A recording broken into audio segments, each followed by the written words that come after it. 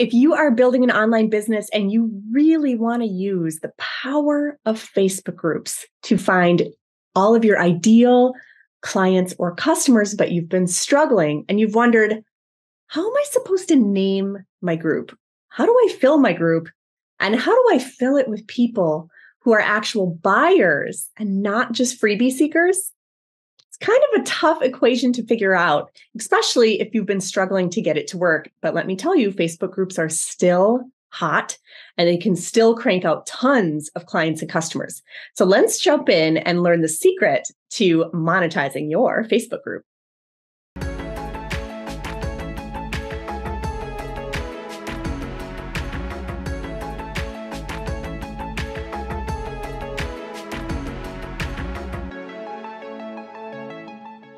Today, I'm here with Christina Jandali. She is a confidence-boosting, cash-creating business growth strategist who helps online business owners stand out, get seen, and create six-figure plus profits specifically by using free Facebook groups.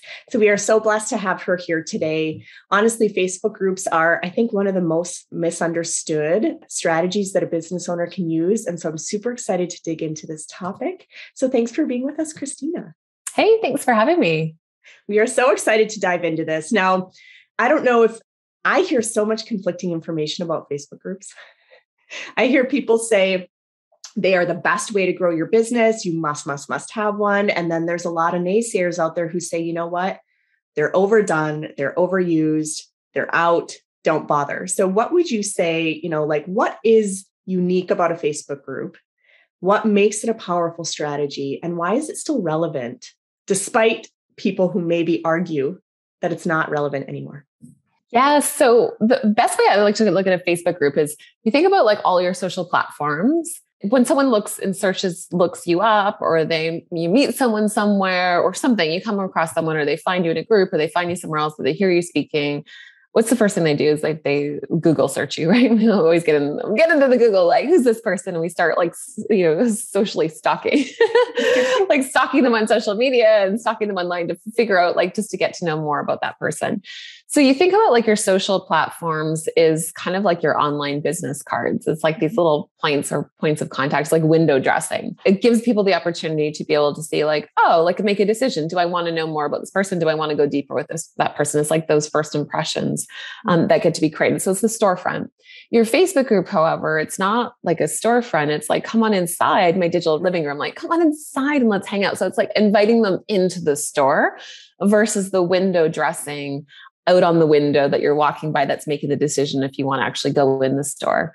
It's entirely different than any other social media outlet or platform because it's community-based and it's about bringing people in. And, the funny thing is, like, Facebook groups are dead, or they don't work anymore, or the algorithms are changing, or this or that. And there's always something. And so I always think it's really important before even going into like the tactical piece or what's the best way to do something is taking a step back and saying, well, what is the business principle that a Facebook group is helping you facilitate? Like, what is underneath all of that? Like, what is it actually doing? Because the fact of the matter is, like, business hasn't changed. When you really get down to its basics, what do you need to build a business? You need an audience and you need to sell them something. Like, it's pretty simple. Like, that has not changed. I don't care what social platforms you're on or what changes online or whatever capacity, that will never change. Those are business principles of what you need to have a business, right? If you're not making sales, you don't have people to sell to, you don't have a business. Simple as that. Yes. So we get that point. But then when we take a look at, okay, there's certain business principles that are created that move people forward with making a buying decision. Like, there's psychological triggers that move people forward. So if we think about like the basis of business, and this brings me back to, I remember years ago, I worked in the financial industry, and I remember one of my mentors in the financial industry, and I had been out for lunch with her, and I was asking her like, what was like the key to success? And working in the financial industry, I had the opportunity to work with, the most affluent people in my community, in my space. And I was asking, like, what is that? And she worked with these people as well. And she says, Christina, it's really simple. It's about building relationships. I was like, well, it wasn't really the answer I was looking for. I was hoping for some like earth shattering, like this one thing you just need, right? Because we're told like there's always this one thing. But it really stuck with me because people buy, you've heard this before, people buy from people they know, like, and trust. So it's a matter of building relationships. And the online space is a really unique and cool way of building relationships in the sense you can do it at scale. You can leverage it. You can reach people all across the globe. You're not limited to like your small, like in-person community, or you're not limited to your city or your town or your state, province, right? You're not limited, country even, right? You're not limited to that. You have the capacity to reach out to everyone. So it's about building relationships. And the degree in which you get masterful at building relationships is the degree in which you start to scale your business. Mm-hmm. And if you're building relationships one-to-one, then you're going to build your business one-to-one. If you build and scale your relationships as one-to-many, you have the capacity to build your relationships and scale one-to-many. So it's all comes down to really building those relationships. And you can't build true two-way conversation and relationships when you're speaking at your people. Right. So you can draw people in by speaking out with them, meaning like, hey, I've got this thing, or would you like to learn 3 steps to this? Or, hey, you've got like this like little teasers, like the window dressing that you have on your social media platforms. But the only way you actually build relationships is to have a dialogue or a two-way conversation, or understand what's going on in the other person's world. And a Facebook group, hands down, is the number one way online to build those relationships, have that two-way interaction, have that two-way connection. And when you're having a conversation in the safe place of your community, in the container of your community, even though you're talking to one person, everyone else is watching that dialogue. Everyone else is in on that conversation. You could take those conversations one-to-one to the DMs. So if we look at the business principles, it's about building a relationship. So instead of looking at, okay, is it Facebook groups? Is it something else? It's like, okay, we want to build relationships. So what is going to be the most effective way to build that connection and build those relationships? And that gets to be the decision. And maybe one day in the future, there's going to be something else that's going to allow you to have that capacity to build those relationships with people at scale and have that ability to leverage at scale. But currently, there's not another option to build in that two-way dialogue, that conversation, that community. And so if we look at that, it's really about the building of relationships. Then we could even get in further and talking about like psychological triggers, about, community and social proof and what other people are doing, which is what you bring into your group. But the foundation of it really is focused on relationships. I love that. And it makes so much sense. I mean, even as I imagine, like, when you're making friends out in the real world and you meet face to face and you're meeting a friend for coffee, you're going to have a very different conversation in that public place than you are if you invite them over into your living room at home and it's just the two of you, or maybe, a small group of friends. You're going to have more intimate conversations in that living room. 100%. Yeah. Than you are in that coffee shop. So that absolutely makes sense. And I love the analogy of it being a digital living room, because not only does it feel more cozy and intimate, but it's also not geographically limited. Mm-hmm. Right? Because it's social media. So for any of you who have been thinking that a Facebook group is not worth your time, we beg to differ here, because like you said, this is the only platform that offers a feature like this that allows you to basically invite someone into your inner circle, if you will. And people love exclusivity, right? They love being part of something. They want to walk around the room and say like, wow, I'm in the right place. Like these people are just like me, right? And that's where, and so when we're speaking about Facebook is always going to change. Algorithms are always going to change. And when you have a relationship with someone, it doesn't matter, right? It's like saying, if you have a relationship with a friend and you have this core relationship with them that you've built over time, is it going to make a difference? Like, is it really going to make a difference if they have a Samsung or an Apple phone? Is it going to make a difference if they reply to your text immediately, or maybe they're delayed because they're busy in life and they don't respond to your text right away? Or maybe you send them a couple texts before they get back to you. Is that going to change the fact that you've built a strong relationship and a friendship with someone that you've established over time? It's not going to make a difference, right? Mm-hmm. So why are we making algorithms the story as to like why we shouldn't be doing things? Or yes, there's going to be moments where we have better reach and better opportunity. And the newer a social platform is, typically the easier it is to have more reach, because soon they start to realize like, okay, let's give it all for free and then let's start monetizing and charging for it. And so then there's the transition of that. But Facebook also wants people to stay on their platform, which means that they're going to have more people advertising on their platform. So how do they get people staying on the platform longer? Well, Facebook groups are there because people are in the community. They're consuming content inside of the Facebook groups much longer. So it's beneficial to the company. So that is always going to be a perk of recognizing like what's in it for the company or the social media platform, what's in it for them. And is it aligned with that? It's going to make your life a lot easier. But if the algorithms change, it's not going to make a difference. So what? It just means that you need to pivot potentially on your strategy slightly of what you're doing inside of the group, but it doesn't mean that groups are dead and it's not working. Right? If you know how to build relationships, and it doesn't matter what an algorithm says. No, not at all. Yeah. 100%. So for those who are, maybe they're watching this and they either don't have a Facebook group yet because they were lured into thinking that it's not worth your time, right? Incorrectly. Or they have one, but it's just kind of dead. And they're wondering, the first thing people see when they're looking for a group, they look at the name. Do you have any advice on like what makes a good name? How to pick the name? So the best thing when it comes to name, and I've got something that I'll share with you after, which will help with the name as well. But one of the things I think about when you want to name your group is don't get fancy with the language or the words and come up with some entirely different, like, when people start doing play on words and it's like, you expect everyone to know what you mean. They're like, I don't even know what you're talking about. Like, this doesn't make any sense to me. Or they have to look at the picture and the banner to figure out how the word plays out based on what the name is. So be clear, be concise, and it should speak to who your ideal clients are or who they want to be. Who they are or who they want to be. You can get a little bit more tactical if you want to speak about a specific topic and you're very niche that way. But typically it's about who your ideal clients are and who it is that they want to be. So the moment that they see the name, they're like, yeah, that's for me. You don't want them sitting there thinking about like, I don't know, who's this for? Is this right for me? Am I in the right place? Does this make sense? Like, let's just be clear and simple and get straight to the point of what they're going to get from being in there. Well, I love that advice because I see so many people. I get invited to a lot of groups all the time. And I hate it when I see the group is clearly all about the creator, right? And it's like, if you think about it, you're trying to attract an audience, you have to give them what they want, right? So it totally makes sense that you would then name it in a way that either speaks to who they are or who they want to be. Super helpful, super helpful. So now as you start growing this group, right? Or whether you're starting brand new or maybe reviving a dead group or just trying to take a really vibrant group to the next level, what I hear asked a lot is, how do I get people who actually want to buy and they're not just there for freebies?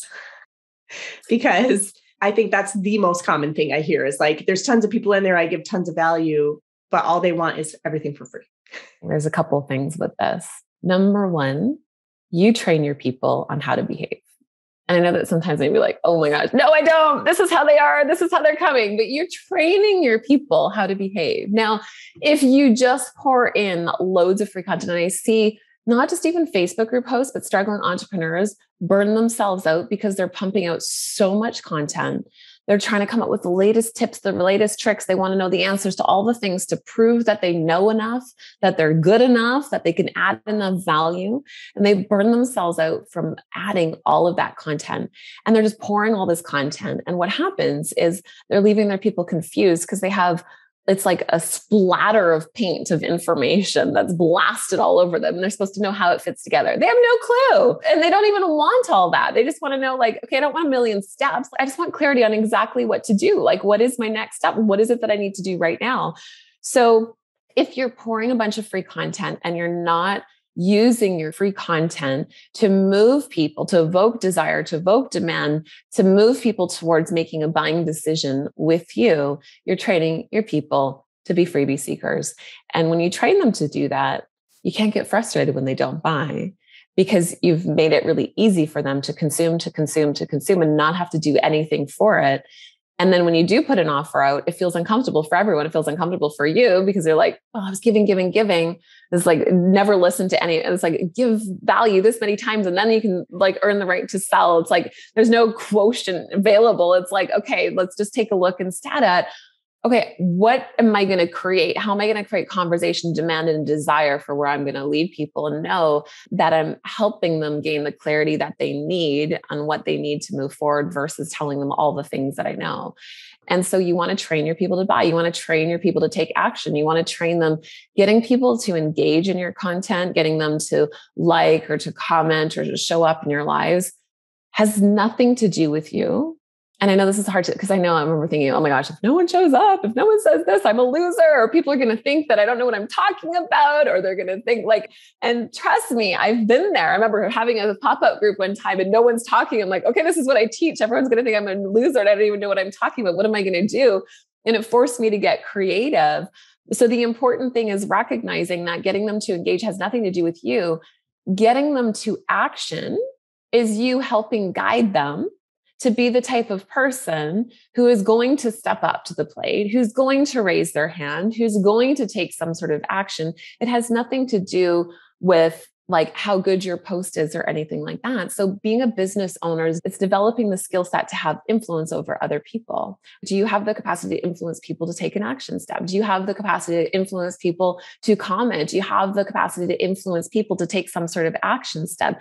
And you get to train your people to follow suit in what you're inviting them to do, which is a precursor to the invitation for them to purchase. So you train your people. And if you're just giving a bunch of free content away for free without having an idea of how that's going to lead to your paid offer, you're selling yourself short, but you're also selling your people short because you're leaving them more confused and they don't know where to go. So that's number one. The second thing when it comes to freebie seekers is this. There are some people, everyone wants a result. No matter what you teach people or what you help people with, whatever the outcome is that you're going to help people with, everyone wants a result. So if everyone wants a result, they'll want to get to point, like they'll have a problem or a struggle or something that's frustrating and they want an outcome. So for example, my ideal clients, they don't have enough clients. They want more clients. They want the result. So freebie seekers desire more clients. Okay. Buyers desire more clients. So what makes the difference? Well, the freebie seekers are looking at gathering as much information as possible and learning as much as possible. And at the moment where it requires any type of commitment or follow through or stepping into action is the moment they're like, whoa, okay, I better go learn something else. And they walk away. They step back. They're like, well, I want it, but I don't want it that bad. I don't want it bad enough that I'm going to go through hard times. I don't want it bad enough that I'm going to stretch myself to do something that's uncomfortable. I don't want it bad enough to actually get myself into action. I'm not committed. I will quit at the first signs of something showing up that is difficult, right? Whereas buyers, they're not looking for piles of free information. What they're looking for is the right path. What they're looking for is just enough information to be making a buying decision.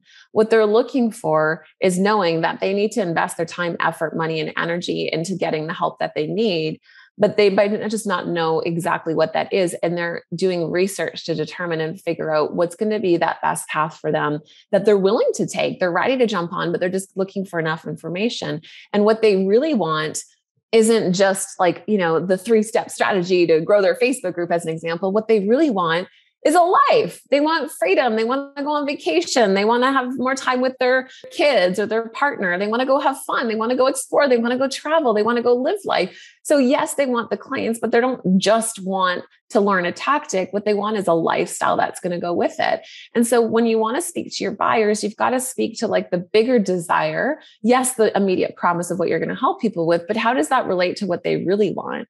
Because it's that bigger vision, that those bigger wants, the lifestyle wants that people crave, that they want, that is going to pull them through hard times. That's going to have them show up when things aren't working out, which is going to have them dust themselves off if something doesn't work, and continue to have them show up. And so that is who you have to speak to. You can't just speak to, if you're just speaking to the tactic of the little nuance of a hack that people can learn or a tip that people can learn, you're missing the opportunity to speak into the characteristics or the true wants, those true desires of your people. That's so helpful. I mean, getting into the mind of the person, what's in their mindset? What are they thinking about? What's driving them? I mean, that's really at the heart of it all. And I know, when you're a coach, you're not selling coaching, you're selling someone their dreams. Yes, right? exactly. And that can probably apply to anything you're selling. You're not selling someone a shake, a weight loss shake. You're selling them their dream of feeling healthy and confident. Yes. And especially, something like that as an example, right? It's like, they don't care about the shake. They think that what the shake is going to be able to make a difference for them. It's like, feeling sexy again. It's like looking in the mirror and being happy with what they see. It's feeling like they can turn the lights on when they're going to get intimate with their partner and not being self-conscious about the way that they look.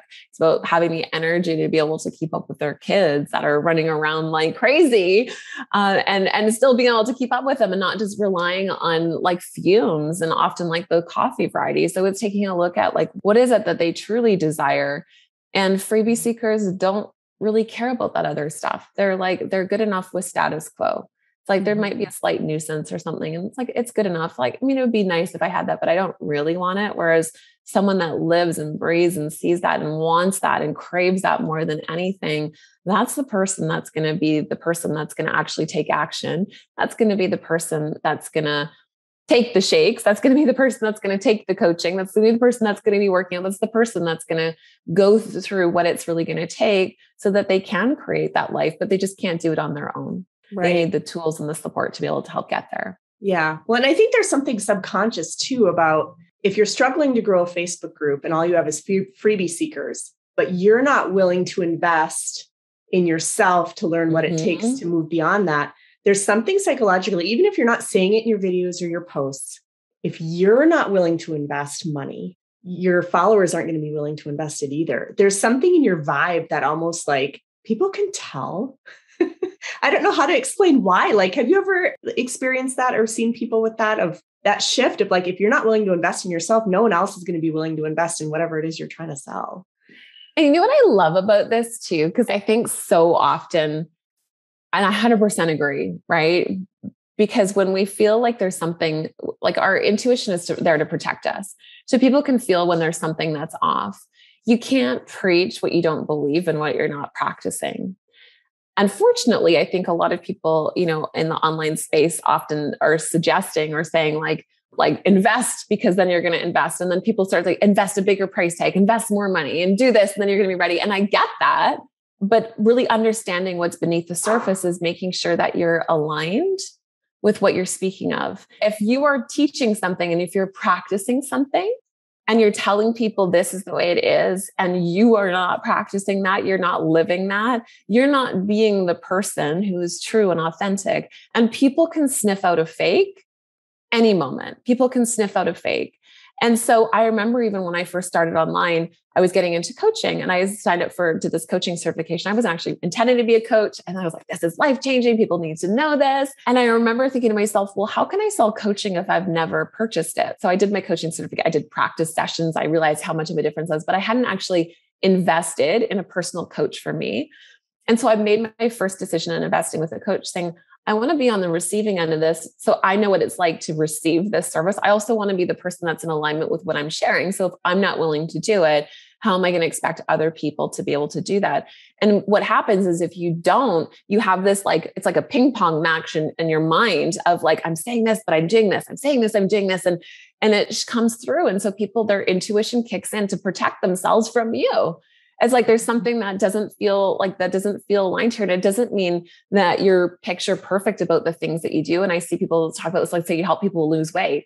And let's say you're not at your perfect body weight. So what? You teach people about business, but you don't have your business exactly where you want it. It doesn't matter. It means that on your journey, you're in progress of what you're doing as well. And recognizing that if you aren't willing to make those investments in yourself and in your future, then how do you ever expect anyone else to be making those decisions? If you're not a buyer and you're consuming all the free stuff, thinking that you can bootstrap everything together and piece it all together, well, guess what? You're like letting out that vibe to other people. Like, yeah, just bootstrap it, figure it out, piecemeal it together. So you get to lead by example and demonstrate. And so often you think about like, maybe you even had an experience where you're teaching someone something or maybe you've talked to someone about something multiple times. And then one day they say like, I finally get what you mean. Like, I finally get what you said. And so, even kids looking at, you're teaching kids things. If you tell your kids something and your behavior and actions are different than what you're telling them, do you think they're going to listen to what you say, or do you think they're going to follow what you do? Right? They're going to follow what you do. They don't care. It doesn't matter. Your mouth can keep on going and telling them everything. And they're like, no. Like, it's like, they're just going to follow your action steps. And the same goes in your business. It's like what's nonverbal is equally, if not even more important than the words that come out of your mouth. But yet we focus so much on making sure we have the right words or the perfect things to say.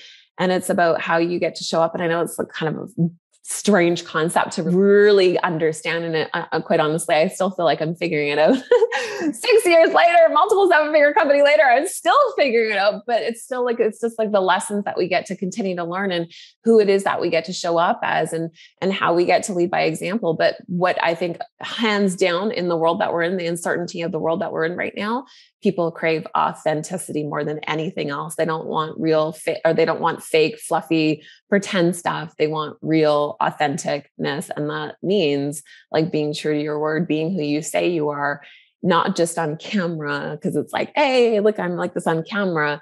But when your camera's shut off and no one's watching, are you showing up and behaving as the person that you're portraying to be? And when those match up is when you really start to find so much more alignment with attracting in your ideal people, because it's not a facade. It's not pretend. It's not someone else. And I came from a corporate world, and it was ingrained to actually teach you to be different, right? Like in the financial world, let's put on a very professional face and everything is like sophisticated and proper. And then, and then behind the scenes, they're like, woohoo, you'd be going out and having fun. And that would be like, so not what you would project. And it took me a long time to unlearn that and realize, no, like I get to show up 100% fully as me. And that can feel scary, a little bit vulnerable, but that is going to be the thing that's going to create the raving fans and the connection and be building those relationships, not when you're pretending to be someone else. Oh, I totally agree. And being a recovering corporate person myself, I can totally relate to that. Like you had to be so buttoned up in front of those people and you could never really be yourself. And I think that's what I love so much about entrepreneurship is you truly, the more you step into being who you actually are, the more success you're going to have. Yes. Yeah. Crazy, isn't it? It's like so crazy. Just be yourself, you guys. So now assuming like the audience is on board, they're realizing, yes, there's a way to name it. Yes, there's a way to put content out there where it's not just like on Tuesdays, I post this and on Thursdays, right? But like giving people a clear pathway of here's how to get the result you want, right? If they have all those foundations in place, how do they grow this thing? I know tons of people say like, I'm trying to grow it as quickly as possible, but it's kind of a ghost town. Like what's the quickest, piece of advice you can give about growing the group itself? So 3 ways to grow your group: free, joint venture, paid. Free is all the free stuff, blogging, right? Being on social media, maybe free speaking. So all the free things that you do. Free is going to be slower and it's going to take more time. Mm-hmm. That's why it's free, right? Most people aren't going to spend all the time to be able to do that. Or it's just they can provide high quality leads, but it just takes a little bit longer to build up the traction for that. Joint venture is where you partner with other people who are already marketing to your ideal audience. It's one of my favorite ways of growing. So it's tapping into partnering with other Facebook group hosts, other people that already have an email list of your ideal clients, getting on stages, virtual stages, in-person stages, affiliate, joint venture partners, essentially, where you're tapping into already existing audiences. Giveaways can be great examples of that. So joint venture traffic, super effective, can be incredibly fast. Sometimes it can be free and sometimes it can be paid. So it could go either way with joint venture, but it's leveraging relationships, which we're talking about foundation today. And the third is paid. So paid traffic. So you're sending people paid advertising, paid Facebook ads, where you typically would send them to an opt-in page and then on the thank you page, invite them to your group versus sending them, you can't send an ad directly to the group, but you'd send them you'd have them opt in, get on your email list and then join your group. So essentially those are your 3 methods of growth. And if it comes to free, sometimes it's like the thing that you can take action on right now to actually start getting a result right away and get started. Even though it is a longer term strategy that continues to build over time, it's still something that you can apply and do immediately. And I've got a little something for you on that as well. Oh, perfect. I can't wait to dig in, but I just want to say, I want to add in, I love just the clarity of the 3 elements. And I think everyone's familiar with the free piece. Some people have never heard of the joint venture approach or they're afraid of the paid approach. And so they just ignore that whole half of the equation and they're simply growing it with free only and they're struggling. So I love that advice. And what I love about joint venture, I think is actually my favorite, is like when it comes to PR, right? Like getting your name out there, getting featured or whatever. You don't have to be featured by the Huffington Post or Forbes magazine or right. Like joint ventures are basically creating PR for each other. Right. And it's truly and how many times have you heard in the entrepreneurial circles, we rise by lifting others. And it's almost so cliche that people don't listen to it anymore. But truly, joint ventures is the embodiment of rising by lifting others. Mm-hmm. Right. Because it's creating a partnership, creating PR for each other, and not waiting for some third party to come and validate you, but just stepping up and saying, hey, let's do this together. And what I love is that it comes full circle to what we talked about. Like you said, it's all about relationships. Mm-hmm. So super helpful advice. Thank you so much. So you've referenced a couple times that you have a gift that could help our audience to really get started with their Facebook group. Tell us a little bit more about that. I'm really excited about this bundle. Yes. So it's the Grow Your Group bundle. This is actually something that we sell typically. So it's yours for free for being part of here. It was my special gift to you guys. So make sure you pick it up while it's free, or we'll have this special, unique link as well to join. So what you're going to get. So number one, we talked about naming your group. That's when people decide like, okay, am I actually going to click to join or not? And if they pass your group, guess what? You've lost them, right? So we want to capture them. You've got like that split second to be able to have them make that decision. So there's a naming blueprint, which has a full fill in the blank blueprint to make things simple. Who likes templates? I love templates. Me too. I love that. It makes things so much easier. The second piece is the perfect intro post. So how to write that perfect introductory post. Sometimes it can be confusing. How do I demonstrate credibility and likability at the same time? How do I not sound braggadocious? How do I be real? Like, how do I be a human? Yes. Right? Like, it's like we get stuck on it. And so there's an example in there and a template to fill in on how to write that perfect intro post. We've had students that have used this that have like had no engagement and then suddenly had dozens and dozens of people responding. So it's something that's super simple and easy that you can apply. And then the third thing is you need to have members. And so there's a 5-step little mini course for you on how to promote and tell people about your Facebook group to be getting those members in. So you can go through that little 5-step mini course to start taking action on those pieces to be getting those members inside of your group. Oh, I love it. What an abundant gift. Thank you so much. I mean, it truly gives people everything they need. Name the group, grow it as quickly as possible, and welcome people in such a way that they start engaging from the very first day that they're in the group. That's awesome. Thank you. Yes. Yeah, absolutely. Wonderful. So definitely you guys join us in the Facebook group. We're going to continue the conversation. Any questions that pop up after watching this video, we'll make sure they get addressed and that you can really hit the ground running, growing your Facebook group. So join us there. Thank you so much, Christina, for your time. We so appreciate you. Thanks for having me, Adrienne. All right. See you guys in the next session. Bye. You've been listening to the Impactful Entrepreneurs Show with Adrienne Hill, where we support coaches, course creators, and network and affiliate marketers to translate their big picture vision into actionable plans to build out their business efficiently. If you love our show, we invite you to visit buildalifebydesign.com to join the conversation, access the show notes, and discover more helpful resources. Don't forget to subscribe, rate, review, and share. Thank you for listening.